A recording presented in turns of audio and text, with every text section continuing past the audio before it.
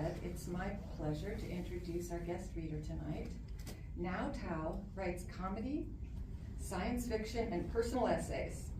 She will read from her collection of humorous short stories, Satyr Plays 2. Did I say that right, Naja? Satyr. Satyr, thank you. I did not. Naja isn't sure when she fell in love with writing. She isn't even sure if she fell in love with writing, because she writes compulsively. She has to do it. It's like being a gambling addict, but worse, because at some point, the gambling addict had money. She's also the proud recipient of the worst love poem, potluck-style gift basket from Prescott College's Fall 2018 Poetry Workshop.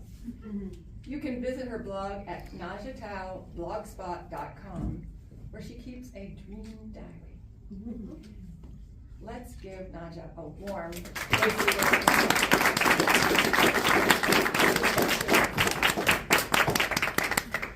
to make sure we get this right since it doesn't seem too loud today. Testing.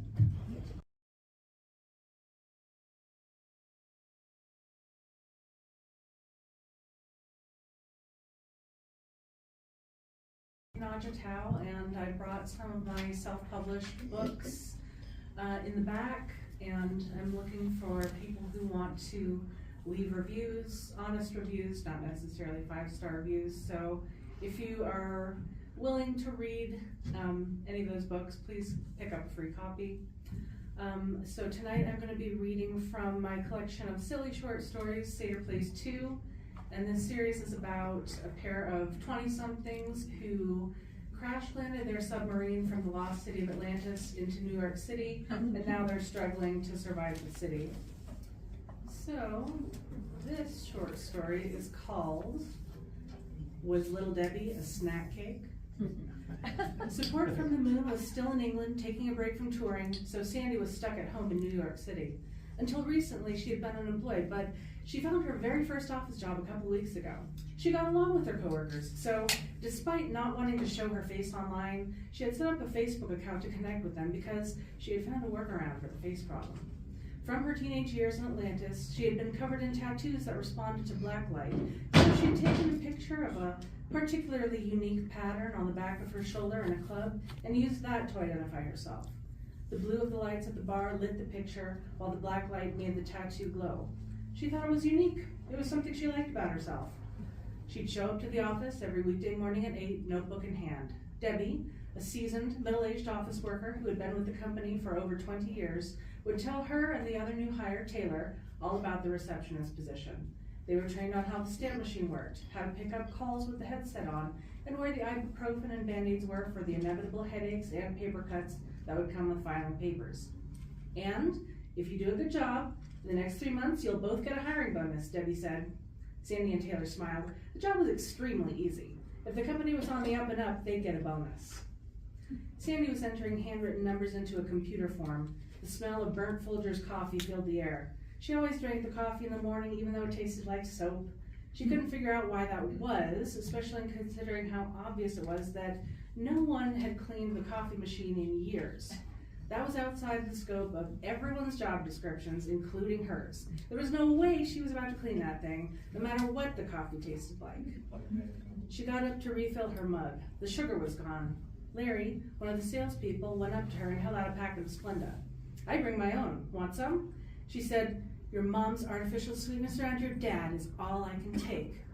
She had started off doing work as a hard worker, but now she was getting lazier and more disengaged by the second. Sometimes, to wake herself up, she'd go to the purchasing agent's office to ask for any extra little tasks to do. She knocked on his door. He said, "Yes." She entered. "Just stand right there," he said. She stood. "Don't move." He opened his door. There were a bunch of paper clips inside. He proceeded to throw one at her. Missed. He picked up something else from his desk. Then he shot a rubber band at her. Nope, the paper clips worked better. He threw another one and hit her in the face. "Doug, I'm here to see if you need any help with anything. I've got nothing to do." "That's because there's nothing else to do. Why don't you do some shopping online? That's what the girls in accounting do when they're finished with their work." Sandy sighed and went back to her desk. Josh was waiting for her. He stared at her body and wore a shit-eating grin held for far too long. She narrowed her eyes at him. He said, "Hey, Sandy, thanks for adding me to your Facebook yesterday." She smiled weakly. "No problem." He lingered for another moment, then went to get a cup of coffee. Later in the day, another salesperson came up to her desk, giggling, and said, "Thanks for the friend request." "Mm-hmm," Sandy replied. There was something odd in his voice. She got up and passed by the water cooler. The four guys standing there got silent. Sandy stopped and said, "Gosh, usually when I come by the water cooler, all the supposedly straight warehouse guys are talking to the supposedly straight sales guys about gay sex. Wonder what's changed." She went back to her desk and tried to puzzle things out. She went back to the water cooler. "You guys haven't all expressed what you were repressing, have you?" They shook their heads, no. 2 people had mentioned her Facebook. Was her tagline too bold? She went back to her desk and looked up her public profile. It said, "I love how proudly a cat will display its anus." Completely inappropriate for the office. What was I thinking? She logged into her Facebook and deleted the tagline. She replaced it with some publicly acceptable passive aggression that might lead to a positive change. She wrote, "Why does my coffee taste like burnt mushroom risotto cooked with a banana?" She got a direct message in Slack, the workplace group app from Larry the salesman. He had sent some garbled request that annoyed her and a failed attachment. She replied, "A failed attachment is how my therapist describes my affair with your mother," and sent it off. Then she clicked an emoji of the sun, not realizing it was posted to the chat. Larry replied, "I do not trust that sunshine emoji after what you said about my mom." She got up to the water cooler again just to test everyone's reaction. She was suspicious now. She pulled a paper cup from its tube house and filled it with water. Bob said, "Drink extra water. New York is in a dry state this summer."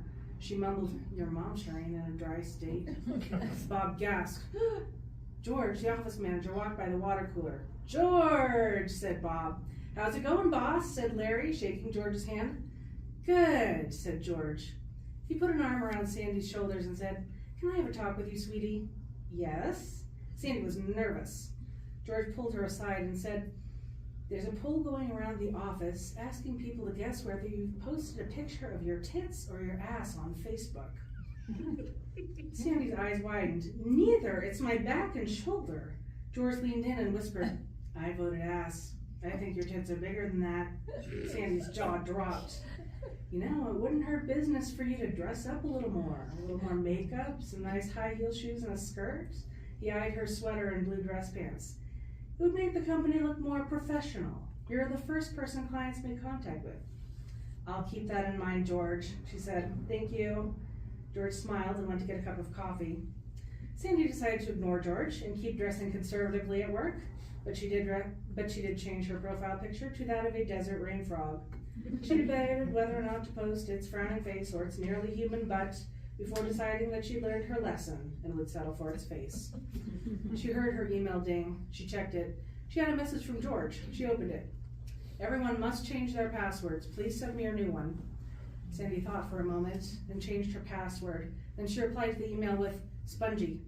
2 hours later, she got an email from George again. It said, "Sweetie, you CC'd the entire company and client base your new password. Please change it again." "Oh, shit," she said. She went to change her password again in a panic. Sandy knocked on the door of George's office. There was no response, but she could clearly hear someone inside. She had to apologize for doing something that stupid. She opened the door, consumed with nervous thoughts about what she was going to say.